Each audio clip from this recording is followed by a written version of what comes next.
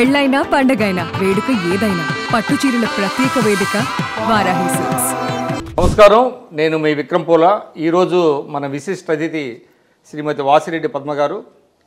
శ్రీమతి వాసిరెడ్డి పద్మ గారు రాష్ట్ర మహిళా కమిషన్ మాజీ చైర్మన్, అదేవిధంగా సుదీర్ఘకాలం రాజకీయాల్లో ఉంటున్నారు. ప్రస్తుతం వాసిరెడ్డి పద్మ గారి నివాసానికి వచ్చాం. సమకాలీన రాజకీయాలు, అదేవిధంగా వారి రాజకీయ భవిష్యత్ ఏంటి తదితర అంశాల గురించి మాట్లాడదాం. నమస్కారం పద్మ గారు. నమస్కారం విక్రమ్ గారు. ప్రస్తుతం మీరు ఏ రాజకీయ పార్టీలు లేనట్టేనా? ప్రస్తుతం లేనట్లే. భవిష్యత్తు ఇంకా నిర్ణయం జరిగిందా, లేకపోతే ఇంకా నిర్ణయం జరిగిందా అంటే మొగ్గు ఒకవైపు ఉంది, ఇంకా నిర్ణయం పూర్తిగా అనేటటువంటిది నేను కూడా అన్ని విషయాలు ఆలోచిస్తున్నాను. ఖచ్చితంగా రాజకీయ పార్టీ చెప్పారు, 2-3 సందర్భాల్లో మీడియాతో అన్నారు,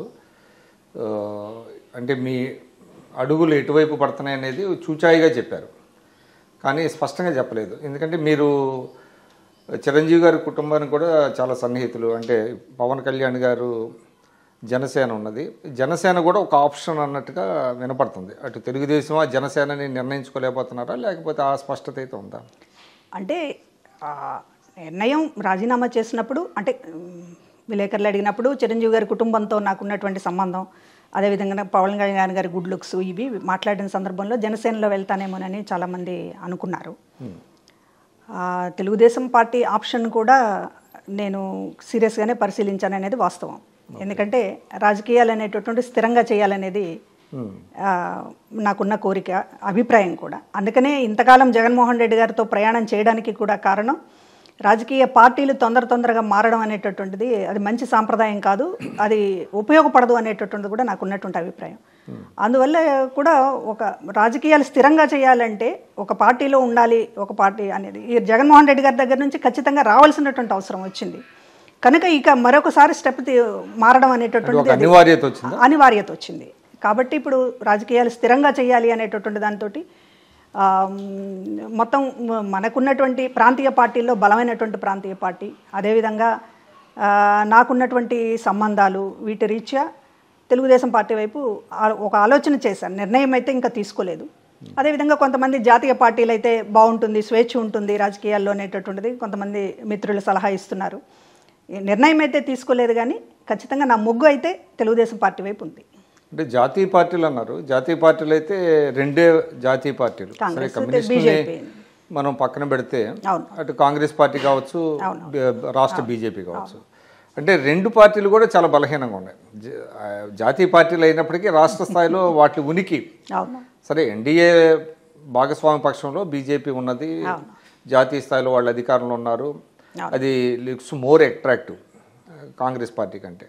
కానీ మీ భావాలు, మీ సిద్ధాంతాలు, మీరు కొంత వామపక్ష భావజాలం నుంచి వచ్చిన వాళ్ళు కాబట్టి మీకు బీజేపీ సరిపడదు కదా. అంటే ఒకటి ప్రాంతీయ పార్టీలు బలంగా ఉన్న తర్వాత జాతీయ పార్టీలు ఖచ్చితంగా బలహీనమైనటువంటి స్థితికి వెళ్తాయి ఆయా రాష్ట్రాల్లో. ఇక్కడ ప్రాంతీయ పార్టీలదే హవా నడుస్తోంది కాబట్టి ఇప్పటికిప్పుడు జాతీయ పార్టీలది ఏదో ఆధిపత్యం ఉంటుంది అనేది కాదు. కానీ రాజకీయాలు చేయాలి అనుకున్నప్పుడు, రాజకీయాలు స్థిరంగా చేయాలి అనుకున్నప్పుడు, ఒక రకమైనటువంటి కంటిన్యూటీ ఉండాలి అనుకున్నప్పుడు జాతీయ పార్టీల గురించి ఆలోచించాలి. మీరు అన్నట్లు భావజాలాలు ఇవి సమస్య ఉంటుంది. అదే సందర్భంలో మోర్ డెమోక్రటిక్గా ఉంటుందా అనేటటువంటిది కూడా ఆలోచించాల్సినటువంటి అవసరం ఉంటుంది. ఏదైనప్పటికీ కూడా జాతీయ పార్టీలకు సంబంధించింది ఒక బ్రాడ్గా ఆలోచించి చెప్పేటటువంటి మాట. జాతీయ పార్టీలు ప్రాంతీయ పార్టీలకు భిన్నమైనవి అనేటటువంటిదే తప్ప, మనకున్నటువంటి రాష్ట్రంలో ఉన్నటువంటి పరిస్థితులు చూసుకుంటే ప్రాంతీయ పార్టీల వైపు ఉండడమే ఇక్కడ ఉన్నటువంటి నాయకత్వానికి శ్రేయస్కరం. అంటే మీరు రాజీనామా చేసిన తర్వాత సాధారణంగా ఏంటంటే, given your background, given your experience, సాధారణంగా ఏంటంటే ఆ పార్టీలో మిమ్మల్ని ఆహ్వానించాలి, కానీ ఆ పరిస్థితి లేనట్టు కనపడుతుంది. అంటే ముఖ్యంగా మీ గురించి బాగా తెలిసిన వాళ్ళు జనసేనలో మీకు ఆహ్వానం అందుతుంది అని అనుకున్నారు. పవన్ కళ్యాణ్ గారి నుంచి కానీ, నాగబాబు గారి నుంచి కానీ, ఎందుకంటే నాగబాబు గారు మిమ్మల్ని ప్రజారాజ్యంలో కొంత ప్రోత్సహించారు అని అనేవాళ్ళు, అంటే మిమ్మల్ని స్పాట్ చేశారు. ఆయన అధికార ప్రతినిధిగా మొట్టమొదట సజెస్ట్ చేసింది నాగబాబు. అది మిమ్మల్ని ఒక సభలో మిమ్మల్ని స్పాట్ చేసి ఈమైతే బాగా మాట్లాడుతున్నారు అని నాగబాబు అప్పుడు చిరంజీవి గారికి సజెస్ట్ చేయడం, మిమ్మల్ని ఆ విధంగా మీకు అధికార ప్రతినిధి ఇవ్వటం జరిగింది. అది అందరు అంటారు, నాకు కూడా తెలుసు. కానీ మరి ఎందుకు జనసేన ఎందుకు మీకు ఆహ్వానం పలకలేదు? ఆహ్వానం పలకకపోవడం ఏం లేదు. ఇప్పుడు ఉన్నటువంటి పరిస్థితిలో కూటమి ఉన్నటువంటి ఒక బలమైనటువంటి పొజిషన్లో కూటమి ప్రభుత్వం ఉంది. ఎవరు బయటకు వస్తారు, వాళ్ళని మనం పిలిచి ఆహ్వానించాలి అనేటటువంటి పరిస్థితి 3 పార్టీల దగ్గర లేదు. ఇప్పుడు ఉన్నటువంటి ఒక 6 నెలలు కూడా కాలేదు, ఒక 164 సీట్లు వచ్చినటువంటి ఒక విజయం మూడ్లో ఉన్నటువంటి వాళ్ళు మనల్ని పిలుస్తారనో లేకపోతే ఆహ్వానిస్తారనో మనం తలుపు తట్టాల్సిందే ఎవరైనా సరే. అంటే మీకు స్పష్టత ఉంది. ఖచ్చితంగా మాజీ మంత్రులైనా కావచ్చు, లేకపోతే ఉప ముఖ్యమంత్రులుగా చేసిన వాళ్ళైనా అవ్వచ్చు, ఎవరైనా సరే ఇవాళ ఈ పార్టీలకు సంబంధించి వెళ్ళాలనుకున్నప్పుడు ముందు వీళ్ళు అడగకుండా వాళ్ళు పిలిచి మా పార్టీలోకి రండి అనేటటువంటి ఇదిలో ఉండొచ్చు. ఒకటి నాకు సంబంధించి వచ్చినప్పుడు 2017లోనే తెలుగుదేశం పార్టీ అధిష్టానం నన్ను ఆహ్వానించింది పార్టీలో. 2017 అప్పుడు తెలుగుదేశం పార్టీ అధికారంలో ఉంది. ప్రజారాజ్యంలోంచి బయటకు వచ్చినప్పుడు కూడా అంటే బయటకు రావడం మీన్స్ ప్రజారాజ్యం కాంగ్రెస్ పార్టీలో మీరు కూడా బాగా దగ్గరగా ఉన్నారు. నేను ఏ రకంగా ఆ రోజు నిర్ణయం తీసుకున్నాను అనేది మీరు కూడా చూశారు కాబట్టి చెప్తూ ఉన్నాను. ప్రజారాజ్యం పార్టీ కాంగ్రెస్ పార్టీతో విలీనమైన తర్వాతనే నేను చిరంజీవి గారికి కొంచెం దూరం అవ్వాల్సి వచ్చింది.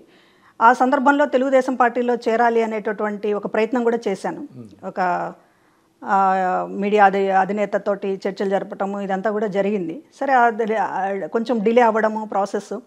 అదే సందర్భంలో జగన్మోహన్ రెడ్డి గారు కాంగ్రెస్ పార్టీ నుంచి బయటకు వచ్చి కొత్త పార్టీ పెట్టేటటువంటి ఇది సహజంగా కొత్త పార్టీల్లో అది కూడా ప్రాంతీయ పార్టీ, కొత్త పార్టీలో అవకాశాలు ఉంటాయనేటటువంటి దాంతో ఆ రోజు జగన్మోహన్ రెడ్డి గారి ఒక నాయకత్వం, రాజశేఖర రెడ్డి గారి లెగసీ ఇదంతా కూడా కొంచెం బాగుంటుంది అనేటటువంటి ఉద్దేశంతో ఆ పార్టీలో జాయిన్ అయ్యాం. ఆవిర్భావం పార్టీ పెట్టకముందు నుంచి అక్కడ ఉన్నట్టే లెక్క. కాబట్టి ఇప్పుడు తెలుగుదేశం పార్టీ గతంలో నన్ను ఆహ్వానించింది. అధికారంలోకి వెళ్ళాలి అనుకుంటే ఆ రోజే వెళ్ళేదాన్ని. ఆ పొజిషన్లో చాలా సుదీర్ఘం ఉన్నాం జగన్మోహన్ రెడ్డి గారితో.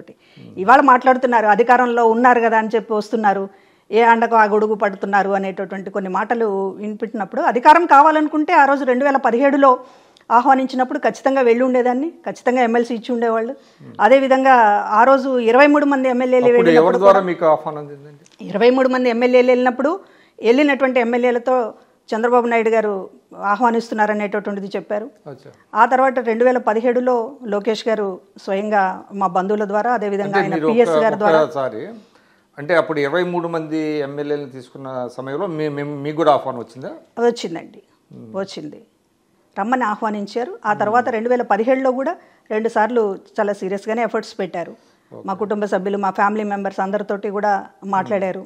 అందరూ కూడా నా మీద కొంచెం ప్రెషర్ చేశారు. తెలుగుదేశం పార్టీలో అధికారంలో ఉంది, ఒక లాంగ్ టర్మ్గా తెలుగుదేశం పార్టీలో ఉండడానికి అవకాశం ఉంటుంది అనేటటువంటిది మా కుటుంబ సభ్యులు, మా పేరెంట్స్ అయితే ఏమి అందరూ కూడా.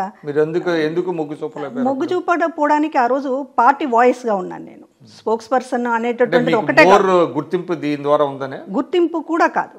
ఇప్పుడు ఒక పార్టీ వాయిస్గా అన్ని విషయాల్లో నన్ను ముందు పెట్టారు జగన్మోహన్ రెడ్డి గారు. సిబిఐ మీద పోరాడాలన్నా నేనే, సిబిఎన్ గారి మీద పోరాడాలన్నా నేనే. అన్ని విషయాలలో ముందు పెట్టి పార్టీ వాయిస్గా ఎస్టాబ్లిష్ చేసిన తర్వాత పార్టీ మారడం అనేటటువంటిది కొంత అలాంటి వాళ్ళకి ఇబ్బంది అవుతుంది. అంతే తప్ప ఇక్కడ ఖచ్చితంగా ఎమ్మెల్సీ ఇవ్వలేదు, ఎప్పుడో ఇస్తా అన్నారు, ఇవ్వలేదు. ఖచ్చితంగా ఇటు అధికార పార్టీ తెలుగుదేశం పార్టీలోకి వస్తే ఖచ్చితంగా ఇస్తారనేటటువంటిది ఒక ఆఫర్ కూడా ఉంది.